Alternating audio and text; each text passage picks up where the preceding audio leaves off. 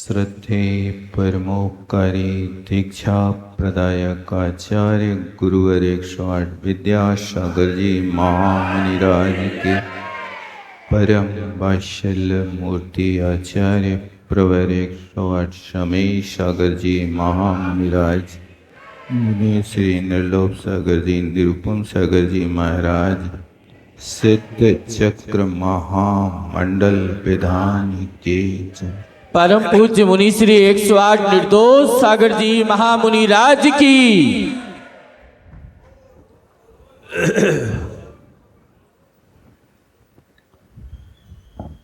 मध्यलोक के अंतर्गत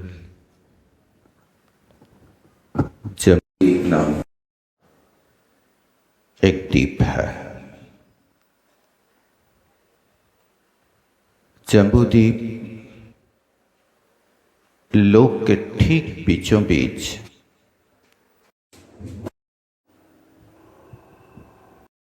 विद्यमान है। इस जम्बूदीप में मगध देश है। मगध देश एक ऐसा देश है जिस देश में 22 तीर्थंकरों के शमोशरण विराजमान हुए हैं। उस मगध देश में राजगृही नाम की नगरी है। राजगृही नगरी में राजा श्रेणिक लोक प्रसिद्ध राजा है। वो राजा चूंकि जन्म से एकांत मत का अनुयायी था, बौद्ध मत का पोषक था, लेकिन बड़ा व्यवहार कुशल राजा था, बुद्धिमान था, कर्मठ था। एक बार उसने चेला को देख लिया जिसके साथ विवाह करने का उपक्रम रचा, लेकिन चेला नाम की कन्या जैन धर्म की परम उपासक, अकाट श्रद्धा, पूर्व का सूर्य पश्चिम में उदित हो सकता है किंतु चेला की श्रद्धा को कोई परिवर्तित नहीं कर सकता। जैसे तैसे छल बल करके राजा श्रेणिक ने अपने प्रिय पुत्र अभय कुमार की सूझबूझ से चेला के साथ विवाह कर लिया, लेकिन दोनों दंपत्ति रहते तो हैं, लेकिन दोनों की श्रद्धा विपरीत है। श्रेणिक बौद्ध मंदिर जाता है तो चेला महावीर के मंदिर जाती है। परिवार में यदि कोई विपरीत प्रकृति का व्यक्ति होता है तो उसके साथ कैसे जीवन निर्वाह करना है, इस बात की कला चेला से सीख लेना। बीच में रास्ता खाली पड़ा है, थोड़ा सा आगे खिसक के आ जाओ तो और भी पीछे के लोगों को स्थान मिले।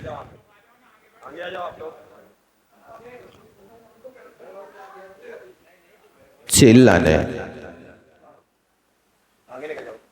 अपने जैन शासन को सुरक्षित रखा। बहु बार श्रेणिक ने चेला को धर्म से विचलित करने की कोशिश की, लेकिन उसने अपना धर्म नहीं छोड़ा। कालांतर में जैन धर्म की जीत हुई। रानी चेला ने युक्ति बल के माध्यम से अपने पति श्रेणिक को जैन धर्म का अनुयायी बना दिया। और जब वो जैन धर्म का अनुयायी बना तो कहते हैं चेला तो चेला रह गई, लेकिन चेला ने अपने पति को तीर्थंकर बना दिया। वो चेला की करतूत थी कि उसने वो काम करके दिखाया। कोशिश करें आप भी परिवार में चेला की प्रवृत्ति को धारण करने की कोशिश करें और अपने परिवार को धर्मात्मा बनाने की कोशिश करें, क्योंकि महिलाओं में पत्नी के साथ धर्म शब्द जोड़ा जाता है। धर्म पत्नी, धर्म पत्नी का अर्थ क्या होता? पति को, पूरे परिवार को धर्म में लगा दे, उसके साथ धर्म जोड़ा जाता। पति के साथ धर्म नहीं जोड़ा जाता, लेकिन पत्नी के साथ जोड़ा जाता। प्रसंग हुआ, राजा श्रेणिक जैन धर्म के अनुयायी हो गए, कुशल राज्य का संचालन कर रहे थे। एक दिन राजा श्रेणिक सिंहासन पर आरूढ़ थे, तभी उसी समय राजा श्रेणिक के सामने उनका एक वनपाल 6 ऋतुओं के फल फूल लाकर के और महाराज के चरणों में भेंट करता। राजा उस चढ़ाई हुई द्रव्य को देख करके आश्चर्यचकित होता कि आप बेमौसम के ऋतु के फल और फूल कहाँ से लेके आ रहे हैं। तब वनपाल ने बड़े उत्साह के साथ कहा, भगवान, बड़ा सौभाग्य राजगृही नगरी का, हमारे स्वामी का, कि विपुलाचल पर्वत पर चतुर्वेद शंख के साथ भगवान महावीर स्वामी का समूह शरण आया है। इस समाचार को सुनकर के राजा श्रेणिक अपनी सिंहासन से उठ करके 7 कदम आगे बढ़ता है और 7 कदम आगे बढ़ करके साष्टांग नमस्कार करता है। 7 कदम आगे बढ़ने का अभिप्राय कि जो हमारे क्षेत्र में तीर्थंकर परमात्मा अथवा साधु परमेष्ठी पधारे हैं, वे एक ऐसे आयतन के रूप में है कि उनका दर्शन क्या कर लिया हमने, तो 7 राजू प्रमाण क्षेत्र में रहने वाले कृत्रिम अकृत्रिम चैत्यालयों की वंदना कर ली। इसलिए 7 कदम चल करके वहां पर प्रणाम करते हैं और राजा श्रेणी का प्रणाम करके बड़े उत्साह के साथ अपने सेनापति को सूचित करता है कि सारे नगर में इस बात की सूचना दी जाए कि सारे दल बल के साथ विपुलाचल की ओर गमन किया जाए। इस आज्ञा को पाकर के और वहां पर सारी राजनगरी, राजगृह नगरी में इस बात की सूचना दी गई और राजा वहां पर बड़े दल बल के साथ, जैसे सौधर्म इंद्र स्वर्ग से चल करके और यहाँ भगवान का कल्याणक मनाने हेतु आता, ऐसे राजगृह नगरी से राजा श्रेणिक इंद्र की भांति सारे के सारे दल बल के साथ विपुलाचल पर जाता है और भगवान के समूह शरण को निहारता है, एक टक देखता रहता है और वहां 3 परिक्रमा देता है और अपने कोठे में जाकर के बैठ जाता है। अरहंत परमात्मा की स्तुति करता है, कहता है, हे भगवान, धन्य है तुम निर्खत मुखों मिली मेरी संपत्ति आज, कहाँ चक्र की संपदा, कहाँ इंद्र साम्राज्य। हे परमात्मा, आपका दर्शन करते मुझे अपनी संपत्ति मिल गई। उस संपत्ति के आगे इंद्र की संपत्ति और चक्रवर्ती का वैभव की कोई जरूरत नहीं है, क्योंकि इनकी संपत्ति तो सीमित है, लेकिन परमात्मा की भक्ति अपने आप में एक ऐसी होती है कि भगवान सब कुछ दे देते हैं। जन्म जन्म के दरिद्र की दरिद्रता मिटा करके उसको त्रिलोकी नाथ बना देते हैं। आप रोज पढ़ते हैं तुम सादानी क्या कोई हो, जग को दे दें जग की निधियाँ, दिन रात लुटाया करते हो। शम शम की अविनश्वर मणिया, ये दुकान 24 घंटे खुली रहती, दिन रात लुटाया करते हो। सीमित समय नहीं, रात दिन ये दुकान खुली रहती है। लेकिन आप भगवान के द्वारे पर कैसे आते हो? भगवान की भक्ति करने के लिए आप पुजारी बन के आ रहे कि भिखारी बन करके आते हो? बिना मांगे परमात्मा के द्वार पर वो वस्तु मिलती है कि 3 लोक के नाथ बन जाते हो। यदि मांगोगे तो जितना मांगोगे उतना ही मिलेगा, और नहीं मांगोगे तो आपको भरपूर मिलेगा। ये परमात्मा के द्वार की विशेषता हुआ करती है। एक प्रभु है जो बेहिसाब देते हैं, एक प्रभु है जो भक्त को बेहिसाब देते हैं, और एक हम हैं जो भगवान का नाम गिन गिन के लेते हैं। गिन गिन के ले रहे ना? कितनी माला फिर गई? गिनो क्यों?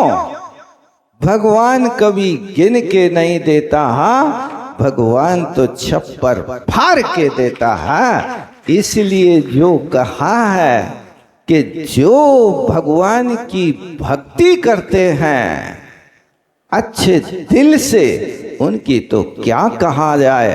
मन में नवधा भक्ति लेकर जो जो दान करेगा, ऊपर वाला तेरा खजाना रातों रात भरेगा।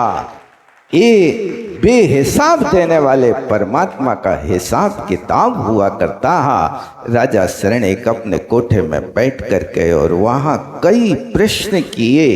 उन प्रश्नों में एक प्रश्न ये भी है कि भगवान हमारे लिए सिद्ध चक्र विधान की सिद्धों की महिमा और श्रीपाल का चरित्र सुनाने की कृपा करें। ऐसे राजा शरणेक भगवान महावीर स्वामी के समूह शरण में अपना प्रश्न रखते हैं, तब भगवान की दिव्य देशना खिलती है। प्रारंभ करते हैं श्रीपाल चरित्र की महिमा क्या है, सिद्ध चक्र विधान को श्रीपाल ने कैसे भावों से किया है, उसका वर्णन भगवान महावीर स्वामी के साक्षात मुखार विंद से निकला है। तो भगवान ने कहा कि इस मध्य लोक में असंख्यात द्वीप समुद्रों के बीचों बीच जम्बू द्वीप नाम का द्वीप है। उस जम्बू द्वीप के ठीक बीचों बीच सुमेरु पर्वत 1,00,000 योजन की ऊंचाई वाला, उस जम्बू द्वीप में रहने वाले उस सुमेरु पर्वत पर एक जम्बू नाम का वृक्ष है।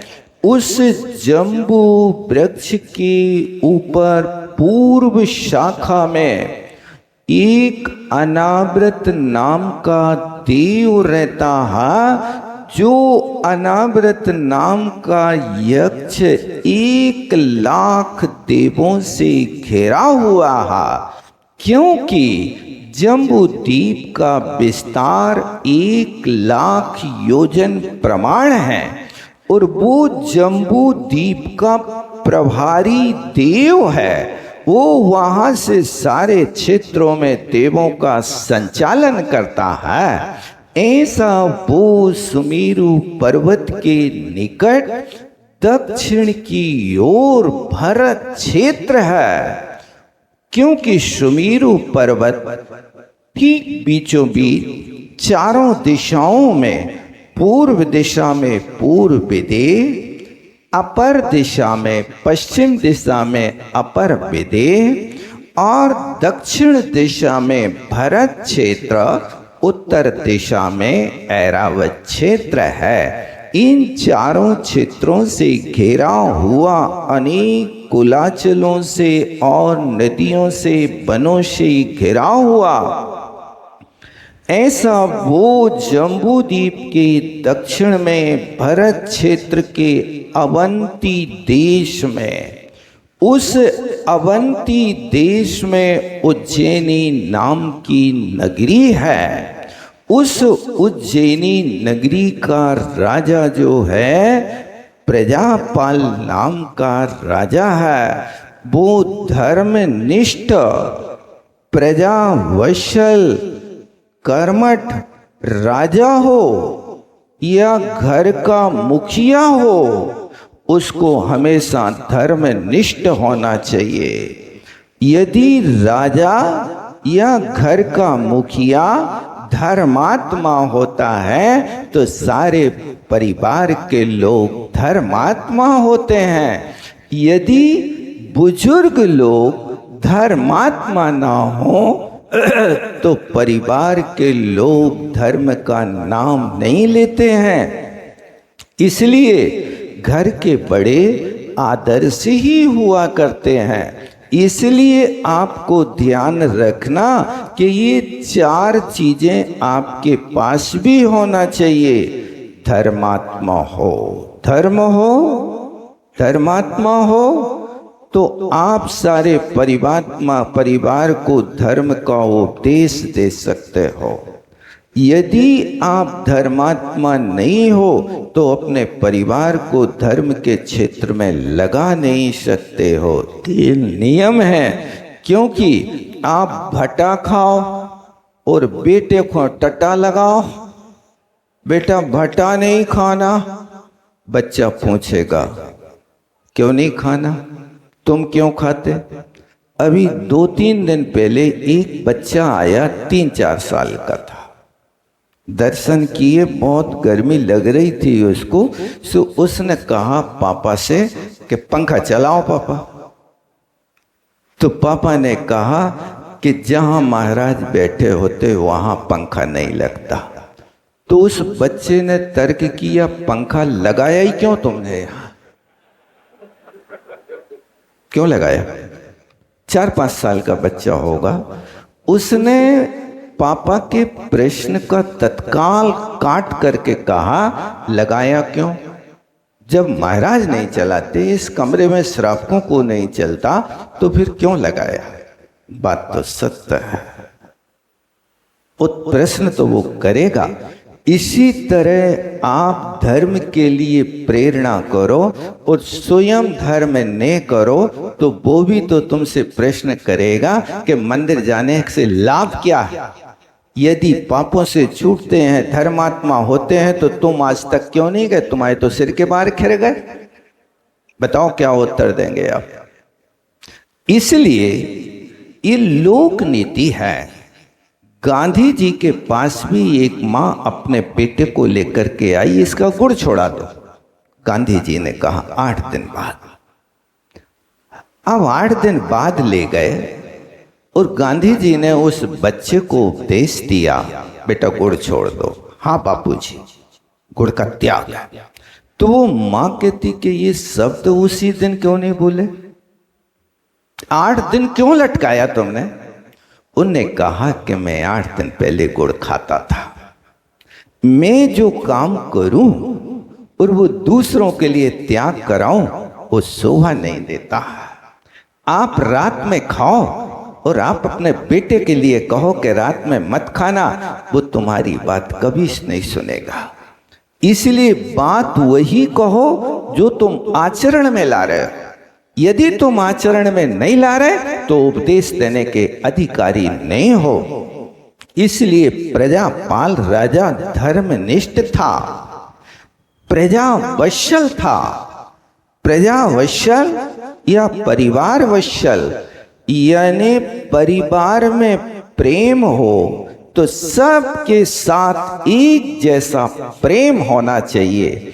आप उस वृक्ष से सीख लो कि जो वृक्ष 100 फुट की ऊंचाई पर खड़ा है, और इतने विशाल उसकी शाखा, टहनी, डाली, पत्ते, फल, फूल सबको हरा भरा रखे हैं। इसका मतलब है कि वो वृक्ष की जड़ बिना पक्षपात किए सबसे ऊपर रहने वाले पत्ते के ऊपर भी पानी भेज रहा है, रस भेज रहा है, किसी के साथ पक्षपात नहीं कर रहा है। तभी तो ऊपर लगा पत्ता भी हरा भरा है, ऊपर लगा फूल फल सब हरे भरे दिखाई देते हैं। इसी तरह घर के नायक को भी ऐसा ही वृक्ष की तरह आचरण करना चाहिए। यदि वृक्ष अपनी किसी भी डाली में पानी ना दे तो वो सूख जाएगी। परिवार के मुखिया का प्रेम यदि सबको बराबर नहीं मिलेगा तो उसका दिल भी सूख जाएगा। इसलिए कोशिश करना कि सबको यदि एक झंडे के नीचे रखना है तो किसी के साथ पक्षपात मत करना, सबको बराबर बराबर प्रेम देना और कोशिश करना कि प्रत्येक व्यक्ति के दिल पे राज करने की कोशिश करना। यदि तुम हार करके भी लोगों को जीतना जानते हो तो तुम बहुत अच्छे सफल घर के नायक माने जाते हो। इसलिए कोशिश करना। राजा धर्मनिष्ठ था, आप घर के राजा हैं तो आप भी धर्मात्मा बने। आप प्रजावत्सल हैं, राजा प्रजावत्सल है तो आप परिवार में तो वात्सल्य रखें। कम से कम आप लोग के राजा नहीं हैं तो आप परिवार के राजा हैं, तो आप भी प्रत्येक प्राणी पर वात्सल्य रखें, प्रेम रखें। आपको अपना घर यदि स्वर्ग बनाना है तो बस 2 सूत्र अपना लेना। ये सूत्र यदि अपनाओगे तो तुम्हारा घर स्वर्ग बन जाएगा। पहला सूत्र है कि आप बड़ों की विनय करें और बड़ों का कर्तव्य है कि छोटों को वात्सल्य करें। विनय और वात्सल्य ये दोनों की राशि एक है। छोटे विनय करते हैं तो बड़ों का बहुमान होता है और बड़े छोटों को छाती से लगाते हैं तो उनके लिए ऊर्जा मिलती। क्या चाहिए आपसे? आप कुछ मत दीजिए, बस एक मंद मुस्कान दे दीजिए, लोग तुम्हारे गुलाम हो जाएंगे। आप लाखों की संपत्ति देने के बाद भी यदि प्यार नहीं देते हैं तो तुम्हारा बेटा तुमसे कहेगा कि राक्षस है। और यदि उसके लिए तुम कुछ भी नहीं देना और सुबह शाम एक मुस्कान दे करके बेटे सब ठीक तो है ना, स्वस्थ तो हो ना, वो तुम्हारे पांव दबेगा। इसलिए ये याद रखना, घर को स्वर्ग बनाना है तो बड़े लोग छोटों को वात्सल्य दें, प्रेम दें और बड़े लोगों की छोटे लोग रोज विनय करें। कभी कभी नहीं, महापुरुषों ने भी ये किया है, लिखा है। प्रातः काल उठकर रघुनाथा, मात पिता गुरु नावहि माथा। भी बलभद्र जैसे महापुरुष भी प्रातः काल उठ करके मात पिता गुरु नावहि माता, माता पिता गुरु को नमस्कार करते थे। तुम्हें शर्म तो नहीं लगे अपने माता पिता को नमस्कार करने में? लगती है? नहीं लगती? करते हो? नमस्कार करते हो? जय जिनेंद्र करते। बहुत अच्छा। अब कोशिश करो कि बड़ों के चरण भी छुअन लगो। अब कोशिश करो कि सुबह उठ के चरण छुओ और शाम को सोने के पहले चरण दबाओ तो मालामाल हो जाओगे। संभव है कि असंभव? ये तो बाबा आदम के जमाने की है पांव दबाने की बात। आज थोड़ी कोई दबाने वाला है। आज तो दुनिया हो दबा के रखती है। पांव दबाने वाले तो बड़े दुर्लभ हो गए भाई साहब। जबकि समंत भद्र महाराज ने कहा पदियो संवाहनम गुणा रागात, पैरों को दबाओ। यदि गुणों में राग है तो ये काम करो, तब तो आप प्रजा वत्सल हो, परिवार वत्सल हो, अन्यथा काय के वत्सल हो। क्या है, अपने बाल बच्चों को पाल रहे, सो सब दुनिया पाल रही हो। मैं कहा है भी झुग्गी झोपड़ी में भी रह करके 8-10 बच्चों को पाल रहे, नहीं पाल रहे। और तुम अपने द्वारे पे लिख रहे कि हमें 2 से ज्यादा नहीं चाहने, हम 2 हमारे 2 और ज्यादा हो तो धक्का दो, घर से बाहर निकालो, जरूरत नहीं है। लेकिन ध्यान रखना, हम 2 की यदि युक्ति चरितार्थ करोगे तो बुढ़ापे में तुम्हारे कोई काम नहीं आएगा। क्योंकि बुढ़ापे के लिए भी ध्यान रखो कि बुढ़ापे जब आते हैं तब तक लोगों की क्या दशा होती है। बुढ़ापे तोरी कोई न पूछे बात, बुढ़ापे तोरी कोई न पूछे बात। आया बुढ़ापा जी कह गया 3 कान में बात। क्या आया बुढ़ापा जी कह गया 3 कान में बात। मीठा बोलो, निभ के चालो, ओ पुस्तक रख लो हाथ, बुढ़ापे तोरी कोई ना पूछे बात। तुम्हारा बुढ़ापा आने वाला है तो ये 3 काम चालू कर दो। क्या 3 काम करना है? मीठा बोलो, सबसे मीठा बोलो। आज की दुनिया मीठा खाती तो खूब है लेकिन कड़वा बोलती है, मीठा बोलने नहीं जानती है। इसलिए मीठा बोलो और निभ के चालो। निभ के चालो मतलब जवानी में तो तुम दादा थे, नेतागिरी चलती थी। अब बुढ़ापे में तुम्हारी इंद्रियां शिथिल हो गई, अब कछु काम के नहीं रहे आओ तुम। इसलिए निभ के चालो। दिन के 2 बजे भी तुम्हारी बहू तुम्हें थाली ला के दे तो ये न कहो का करत रही, नहीं, 2 बजे भी लावे तो भी कहना बेटा बहुत बहुत धन्यवाद, आप कितना ध्यान रखते हो, आप धन्य हैं, आप कितने व्यस्त काम में रहते हो लेकिन फिर भी आप कम से कम रोटी खिलाने के लिए तत्पर रहते। देखो ये 2 बजे का समय विश्राम करने का है और तुम हमें थाली लगा के ला रही, हम क्या करें, भगवान तुम्हारा भला करे। ये कहना तो निभ के चलोगे। और यदि तुमने टीका टिप्पणी करी कि तुम 12 बजे सो के उठो तो 2 बजे तो रोटी खिले हो, अब क्या करें, तुम ऐसे ही हो घर की, अब कैसे घर चलेगा। ये बात करोगे तो वे कहेंगे दद्दा अब तुम या तो आश्रम चले जाओ अथवा अपनी बनाओ खाओ, हमसे न बन है। इसलिए बुढ़ापे में ये सूत्र याद रखियो। जिनके बुढ़ापे आ गए वे अनुभव करियो, और जिनके आने वाले वे भी सतर्क रहे। तो मीठा बोलो, और दूसरी बात निभ के चालो, और तीसरी बात पुस्तक रख लो हाथ। अपने पास 24 घंटे पुस्तक रखो। बस अब तो कोई हिसाब किताब दुनिया के खाते बही नहीं देखो, कौन रिश्ते आ रहे कौन जा रहे जे नहीं देखो।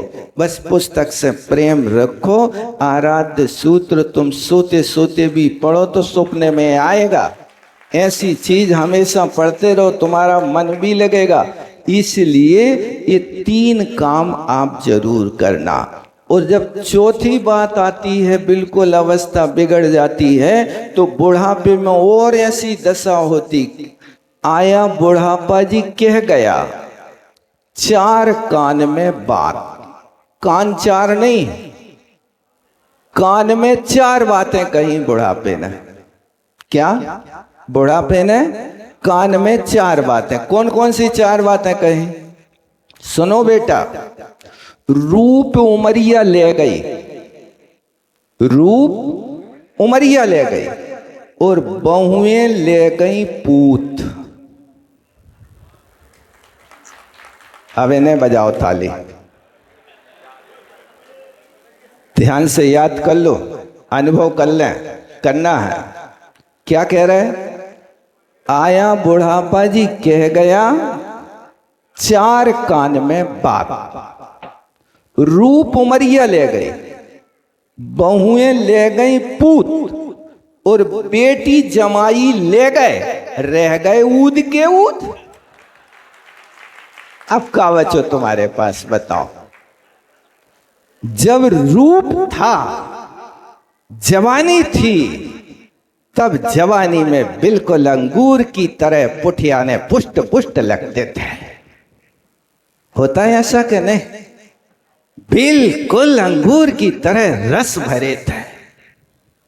और जैसे ही उम्र बीती तो रूप, उम्र बढ़ते ही झुर्रियां आने लगी। कहां गए? अब वो रूप जो अंगूर की तरह था, और 60 वर्ष 65 वर्ष के बाद अब वो अंगूर पुचक के छुहारा बन गया। छुहारा होता ना है? दाग तो किसमें सोच भाई साहब? खारक। खारक में झुर्रियां अलग अलग दिखाई देती हैं, और इतना कठोर हो जाता है कि पानी में फुला के खाना पड़ता है। होता ना ऐसा? तो रूप उमरिया ले गए, और बहुएं अब तो पहले ही से कहते न्यारे रहो तो शादी कर, अन्यथा करने ही नहीं। पहले से लिखा पड़ी हो जाती हो, तुम लोग भी कर देते हो। चलो दद्दा लड़का ढक जाए कम से कम। सब चैलेंज जितने होते हैं सब एक्सेप्ट कर लेते हो। इसलिए रूप उमरिया ले गई, और बहुएं ले गई पूत। और बिटियां तो पराए घर की, वो तो जन्म से हर व्यक्ति को पता है, वे तो तुम्हारे काम में आने वाली है नहीं है। अब का रह गए? ऊद के ऊद। अब कहो दो हम, हमारे दो, ज्यादा हो तो धक्का दो। अब पानी कौन देगा बेटा तुम्हें? कौन पानी पिलाएगा? अब तुमने करे तो बच्चे, लेकिन मनी माइंड होकर के सबको विदेश भगा दे। पैसा कमाओ बेटा, धर्म की जरूरत नहीं है। ध्यान रखना, धन से सब कुछ नहीं होता है। यदि धर्म साथ होता है तो धन काम आता है, यदि धर्म नहीं होता है तो धन किस काम का होता है? आप विचार तो करो।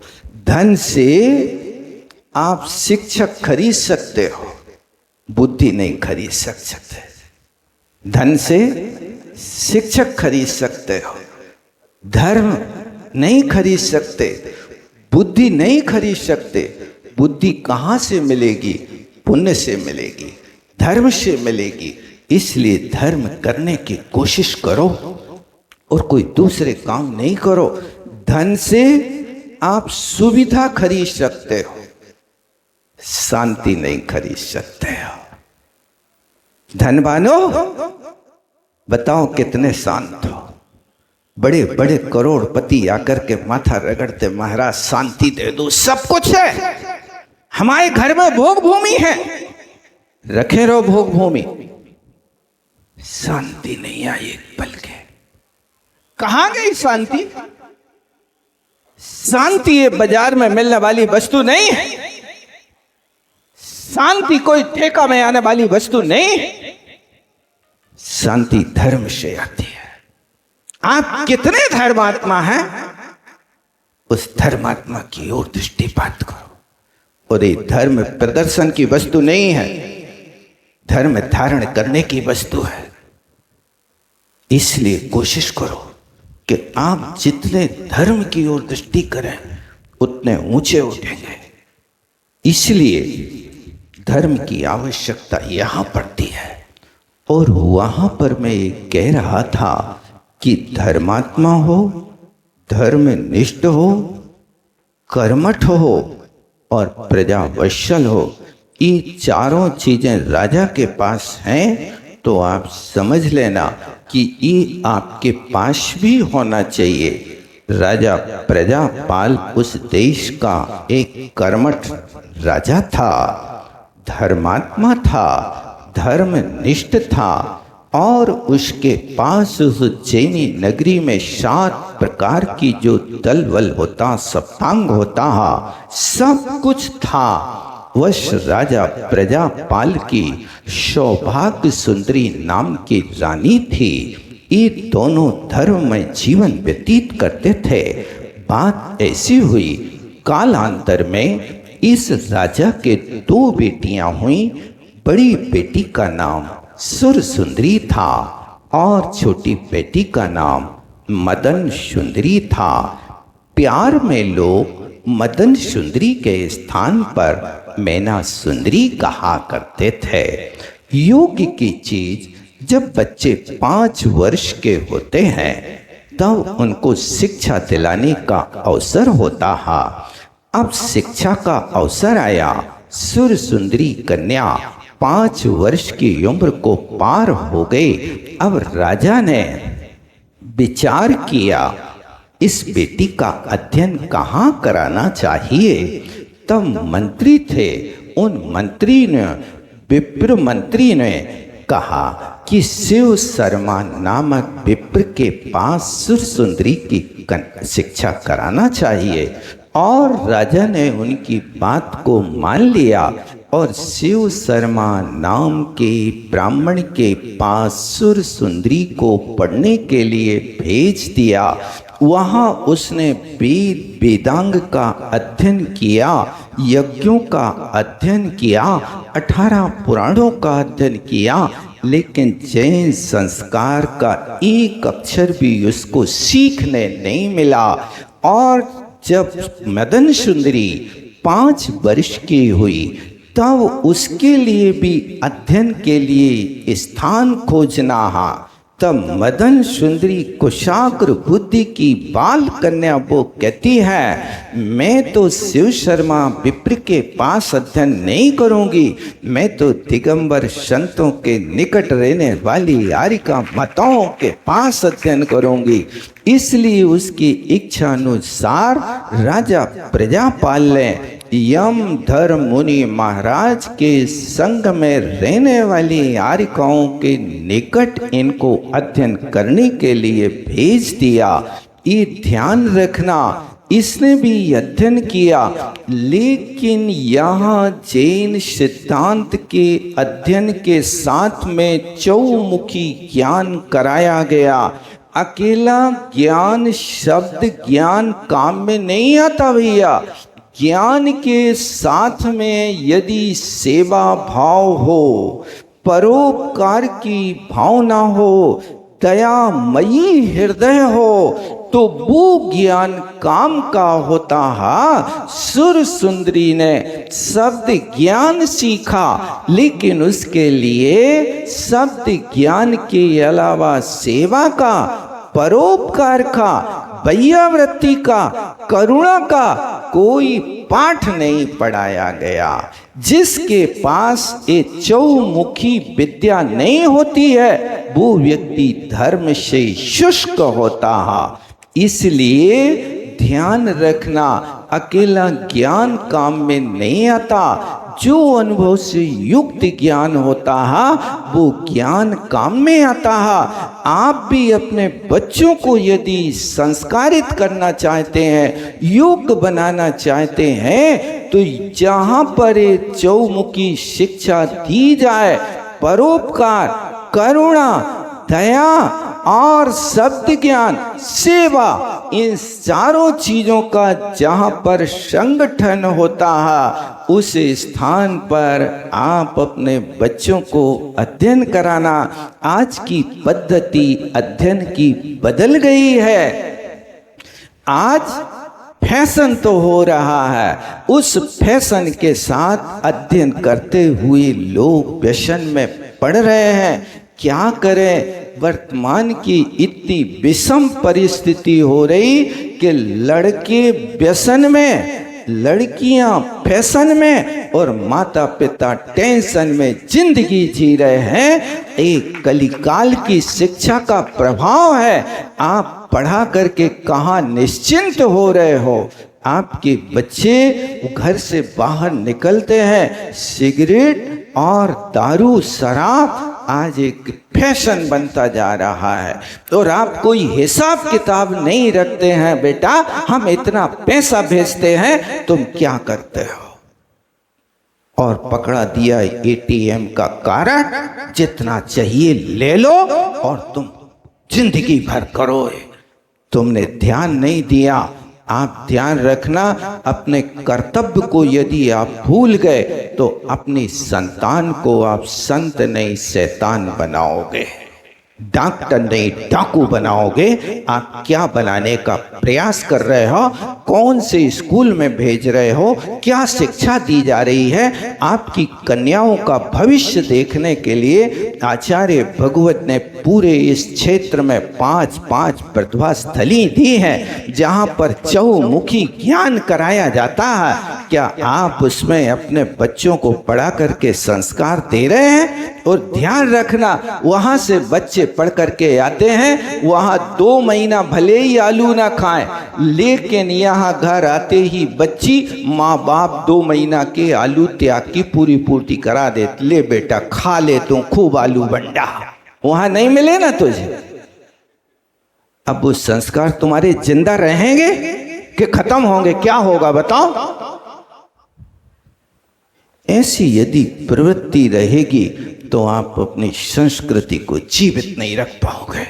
संस्कृति को यदि जीवित रखना है तो आपका भी कुछ कर्तव्य है, उस कर्तव्य का निर्वाह करो। सुर सुंदरी वहां से पढ़ करके आ गए, लेकिन उसके पास सेवा का, परोपकार का और करुणा का कोई भाव पैदा नहीं था। बस जीवन मिला है तो खाओ पियो करो आनंद, बिल चुकावे परमानंद। ऐसी युक्ति रखने वाले लोग कभी सुखी नहीं हो सकते हैं। ये जीवन खाने पीने के लिए नहीं है, कुछ कर कर के जाने के लिए है। नर काया को सुरपति तरसे, सो दुर्लभ प्राणी इस काया के लिए वो इंद्र तरस रहा है। तो यहाँ बीड़ी सिगरेट पीवे के लाने तरस रहो इंद्र, कि मनुष्य बन जाए सो हम वहां खूब बीड़ी सिगरेट और शराब पी हैं इसलिए। अरे किस लिए तरस रहा है उसकी ओर दृष्टिपात करो, सिद्धांत की ओर देखो। अब प्रजापाल राजा की दोनों बेटियां अध्ययन करके आती हैं। अब उनका आगे क्या होता है उसको अपन फिर देखेंगे। समय अपना हो रहा है, अभी आपको भी आगे लंबी यात्रा है, इसलिए यहीं पर मैं विराम लेता हूँ। बस याद रखना, प्रजापाल की बेटियाँ, उनने किन को पढ़ाया और किस प्रकार के संस्कार मिले, आप अपने बच्चों को कहाँ संस्कार दे रहे हैं और आपने भविष्य के लिए क्या कर रहे हैं, इस पर आपको भी विचार करना है। बोलो आचार्य गुरुवर विद्यासागर जी महामुनि महाराज की। हाँ, पनागर